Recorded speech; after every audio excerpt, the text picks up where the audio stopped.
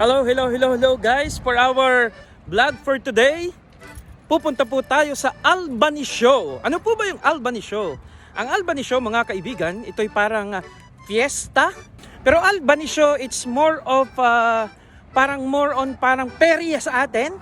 Pero mas feeling ko naman mas safe tingnan yung perya dito. Yun lang, yun ang advantage nila. At ngayon, pakita ko sa inyo ang kanilang perya. Kahapon pa ito, hindi ako nagpunta kasi wala akong kasama. At ngayon, may nakita tayong mga kasama. Papakita ko sa iyo ang aking mga kasama. Maglalakad lamang kami. So see you guys! So yun na nga guys, kasama muli natin ang Lamaton Sisters minus Tita Salve kasi parang may work yata si Tita Salve.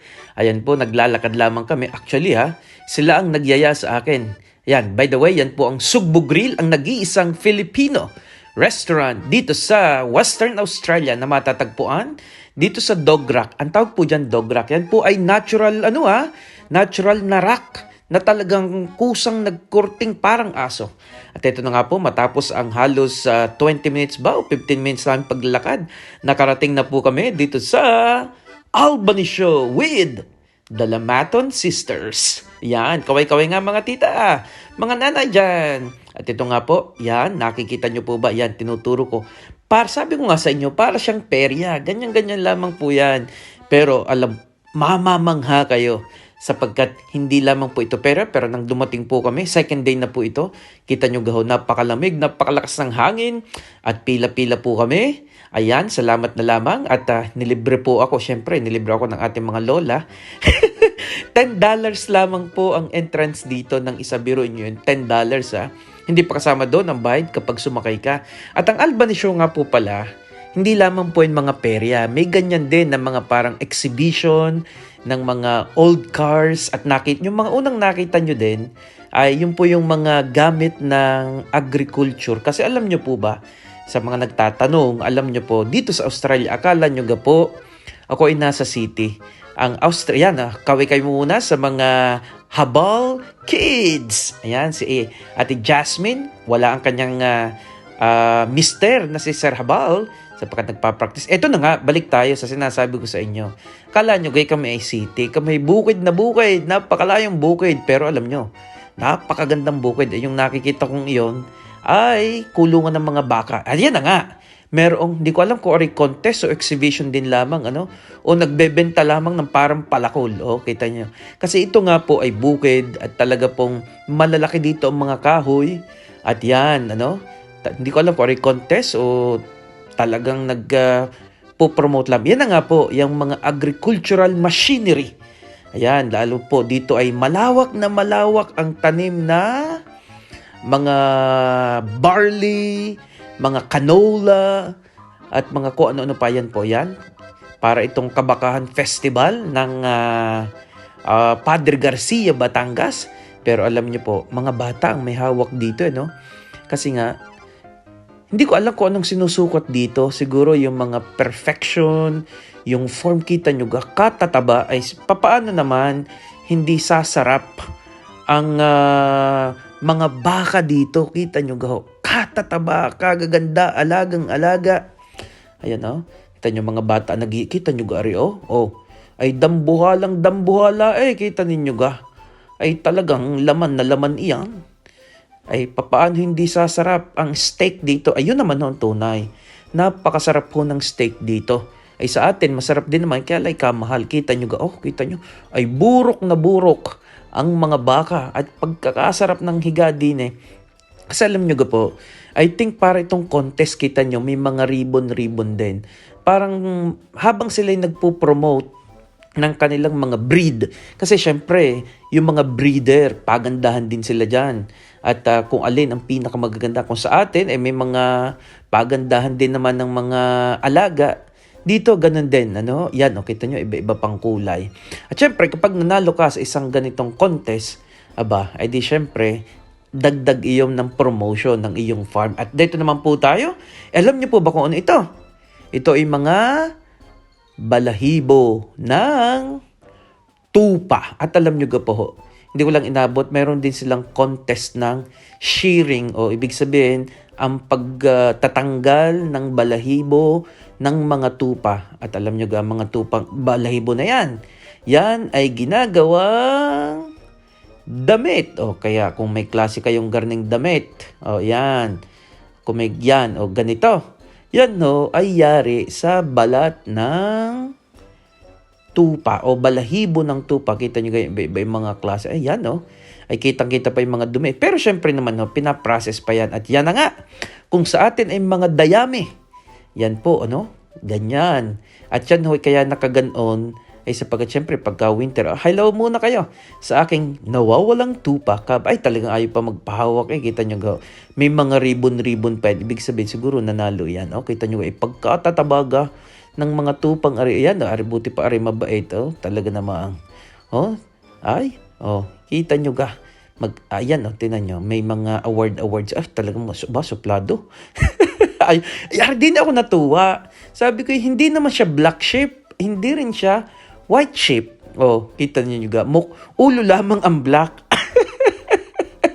Ibig sabihin, hindi siya totally masamang tupa. Pag nag-iisip lamang daw siya na masama.